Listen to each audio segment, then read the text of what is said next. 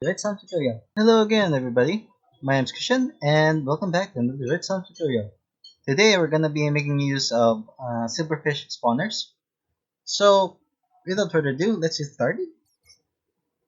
This time, I'm gonna try using another method to my video making. I'm just gonna like pre-made everything, and I'm just gonna explain how it works.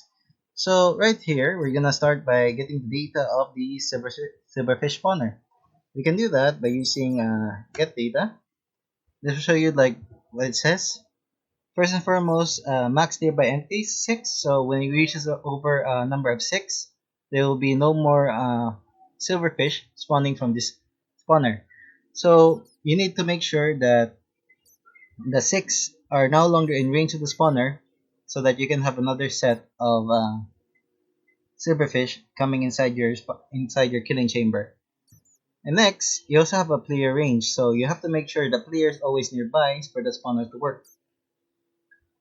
And then let's see, have your delay on how long it takes for the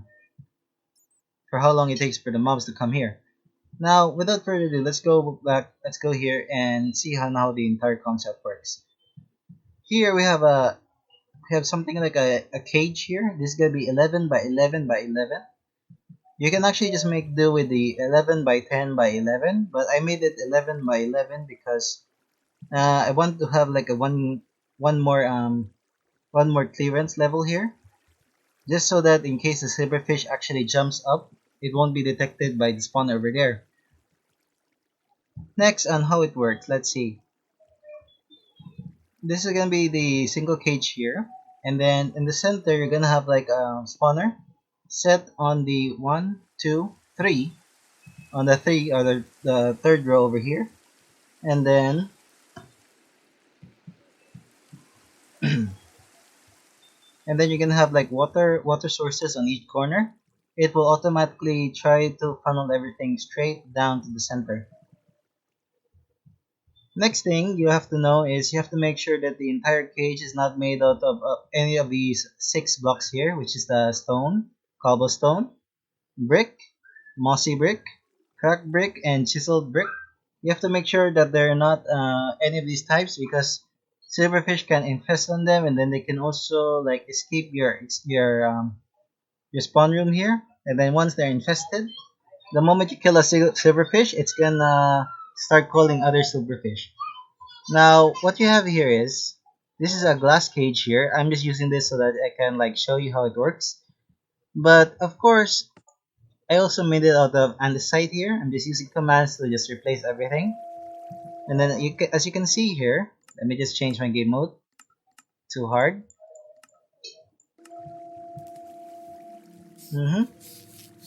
As you can see here, they're gonna slowly spawn here, and then you can just kill them for the XP. They're not gonna escape because these fences, they're actually taller than what they really are, so they won't be able to escape.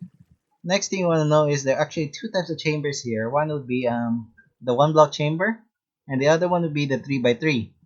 Now there's a big difference to it. The 1 block chamber here can store multiple mobs. I can store multiple mobs, but then again there's a limit, the entity cramming. So once it exceeds the entity cramming limit, the mob starts to die off. Whereas a bigger chamber means that you can have more mobs, and then less amount that's gonna be killed by entity cramming. So it's up to you what kind of chamber you like. And obviously silverfish cannot give any loot. But for custom servers, there's actually that actually messes around with the loot tables. You can also have them like drop loots. So you can also make a system here that lets you collect the loot. I have like 9 hoppers here, or should I say 10, that's already facing the chest here. And then in these hoppers, I place here 3 types of non-full blocks that you can use, so that when they drop loot, they actually just fall inside. So let's see here. That disappears. That disappears. And then this disappears. Yep. They're all gonna be shuffled straight into this loot chest here. Actually, I have silverfish heads because of my data pack, but then again, it doesn't really look like a silverfish at all. So that's basically how it works. You can still kill them, and then they're just gonna drop stuff. No problem. But among the types you can even use like a paths. But I prefer you don't use these farmlands because well, the moment something steps on it or strange, they're not. Uh, yeah, there it is. The moment something falls down or later on when it's really dry, it's gonna revert back to dirt. So it's better not to use farmland. Next thing you wanna know is when you're gonna be using the actually I forgot to mention this, when you're gonna be using a 3x3 here, you should also put here like what you call these, you should also put trapdoors here just so that the water let me just change this to glass first, then you can see the 3x3. There you go. The water's gonna rest on top of it, and then oh, I actually forgot something. You should also put this here just so that they won't be able to like touch it. And now if I was a silverfish, and then I'm just gonna slowly wait and then be dragged to the center, the AI won't try to resist and they'll just think that they're standing on a solid block, but they aren't, and then they're just gonna slowly fall inside. Because apparently, for most mob AI, trapdoors actually act as full blocks, so they'll think it's a full block and they'll think they're not gonna fall, but then again they're already falling. So yeah, that's basically it for that. Now if you want to increase the number of silverfish spawners you have, you shouldn't put it at the side. Instead you should put it like you should put it here on above it and then increase the ceiling by 1 depending on how many silverfish you have. So if you have 2 spawners, you're gonna increase the ceiling by 1, so it's gonna become 11 by 12 by 11. Okay, let's just clear the weather first.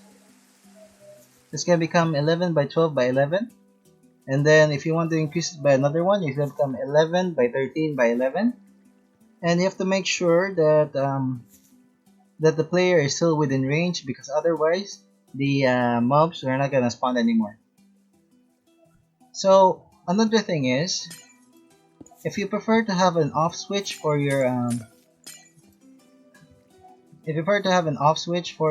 spawner here, you can just simply put some lights and then get a lever and then turn it on, because silverfish, they love darkness. It's their old friend. So yeah, that's basically it. But for me, I really prefer not to do this. I prefer to just simply let them stack below, so that you can have a nice number of silverfish just waiting for you. You can even put their storage system here, your farm there, and then you can just come back here to see, hello, there's a bunch of silverfish here, and then you can just simply swipe it with your sword and just kill it. Now, that's basically it for our video. If you enjoy and like me, you can also support me by reading down the comments down below. And also, I actually had this reference on my silverfish design from another video. His name was SZ Peddy. I'll leave a description down below so that you can try to check out the video. It's actually really informative. Next, please subscribe if you haven't so that you can see more future content. Bye!